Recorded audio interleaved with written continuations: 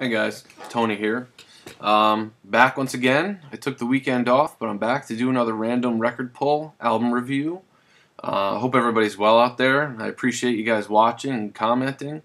I've been enjoying doing these. I hope to continue. But anyway, the pick for today is an album by an artist that I really admire, and that is John Cale. It's his album Slow Dazzle. Now, this is his fifth solo album, released in 1975 on Island Records. I believe my copy is an original pressing, U.S. press. Now, John Cale, for those of you who may not know, probably best known for being a founding member of the Velvet Underground.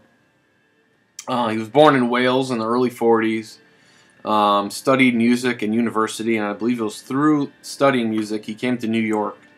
And while in New York, he quickly fell in with the minimalist composer, avant-garde composers of the day, the early 60s. Terry Riley being one of them, featured behind me here. Lamont Young, and he, performed with those guys, played with them, and I believe it was through those connections and performances that he met Sterling Morrison and then Lou Reed, and they formed the Velvet Underground. Now, sort of say what you will about the Velvet Underground, they're probably one of the most polarizing bands in rock and roll. In my opinion, though, they are extremely important, and it probably wouldn't be a stretch to say that all underground music, all underground rock, let's say, can be directly linked back to the Velvet Underground. I think they were that important. They're a band that I've loved for a long time. I first discovered them like when I was 12. I was a big fan of The Doors, and in the film The Doors by Oliver Stone, the soundtrack featured a couple of Velvet Underground tracks. That's how I was first exposed to them, and I quickly bought that album, The Velvet Underground and Nico, their debut. And I've loved them ever since. I think as I got older, I've grown to appreciate them even more, understand them a bit more. But anyway, John Cale was only on the first two Velvet albums. And those two albums are also the most experimental, White Light, White Heat being their second. The first one, Velvet Underground and Nico. So it's always been said that John Cale brought the more experimental edge to the band. He played electric viola on those albums. And after he left the group, the band became much more of a straight sort of rock and pop band. Lou Reed, probably, much more of a rock and roll guy at heart. And, it could probably be said of John Cale as well, much more of a rock guy at heart. But anyway, when I first started discovering John Cale's solo work, delving into his career, I was surprised at how straight his albums were, Well, this is probably classified under art rock, as a lot of his albums are. It's very straight rock and pop, R&B influenced stuff. And, yeah, that was surprising to me. Now, this album, while not my favorite, it's still a good one by him and worth checking out. Again, released in 1975, produced by John Cale. Another thing I should say is that John Cale produced a lot of artists. And, he worked with, had his hand in a lot of well-known albums. Now, the title or mantle, if you will, that has always gone to Lou Reed is the Godfather of Punk. But if it means anything, I think that title should really go to John Cale. Having produced, the Stooges, Patti Smith, he worked with Nick Drake. I mean, he worked with a lot of artists, the Modern Lovers, a whole slew of artists. Even more recently, he worked with LCD Sound System. If it means anything, and I'm not the first one to say this, John Cale really should have that title. But anyway, back to the album. It's a really good one, not my favorite. My favorites would be Fear, love that album, but also Paris 1919. Probably his masterpiece. But anyway, it opens with Mr. Wilson, which is a tribute to Brian Wilson of the Beach Boys. Just to give you an idea where the guy's head is at, Taking It All Away, phenomenal track on here.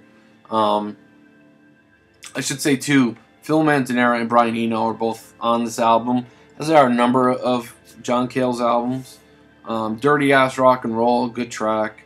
Darling, I Need You, all really straight sort of rock tracks, Heartbreak Hotel, the first track on the second side, cover of the Elvis track. Probably my favorite thing on the album, to be honest. Very interesting cover. If you don't know it, do a search. Heartbreak Hotel, John Cale. Excellent. Ski Patrol, it's a tribute to a ski patrol. I'm Not the Loving Kind, Guts. Phenomenal track. And one other of my favorites, Guts. It's really about, like, him sort of confronting his own, sort of fears and things, saying he doesn't have guts, that sort of thing. It opens with the line, the bugger in the short sleeves fucked my wife. And that's in reference to Kevin Ayers. Now, if you know the album is called June 1st, 1974, it's a live performance with John Cale, Kevin Ayers, Brian Eno, and Nico. And the night before that performance, as an interesting side note, Kevin Ayers slept with John Cale's wife, so that's what it's in reference to. And if you look at that album, John Cale and Kevin Ayers are sitting next to each other, sort of looking at each other, and I believe he caught them like that night or something. But anyway, that Guts, an excellent track, closes with The Jeweler. Now, if you know the Velvet's album, White Light, White Heat, features a song called The Gift. And The Gift is a long track, spoken word. It's basically a story written by John. It's a John Cale piece, and I believe he reads it as well. And it's a story of Waldo. And Waldo is a guy who falls in love, but his girlfriend is leaving for university. She goes to university. Waldo really misses her and decides it would be a good idea to mail himself to her in a package. And he does so, and when the package arrives, his girlfriend, excited to receive the package, quickly opens it with a knife or something and accidentally kills Waldo, But anyway, The Jeweler is definitely along those lines, a spoken word piece, much more Burroughs-esque, if you will, spoken word sort of thing. On the surface, it's a story about a jeweler who's sitting in a restaurant, and his eye sort of bugs out, and he leaves the restaurant, stops at a drugstore, buys an eye patch, goes home. Later on, looks under the eye patch, and instead of where his eye once was, there's a perfectly formed vagina under the eye patch where his eye was. Very Burroughs-esque. But anyway, an interesting track nonetheless. So yeah, you have a good album here by John Cale. Definitely worth checking out. If you don't know John Cale's solo work, check out Fear and Paris 1919 first. Just my personal opinion. He's still around, still making albums. I think he's released somewhere near 30 albums. I picked up his most recent one. It's not the greatest thing in the world, but still a good album. I really like John Cale. So, yeah, Slow Dazzle, 1975. Check it out. So, yeah, there you go. Thanks for watching. I appreciate you guys watching and commenting, and I'll see you soon. Thanks.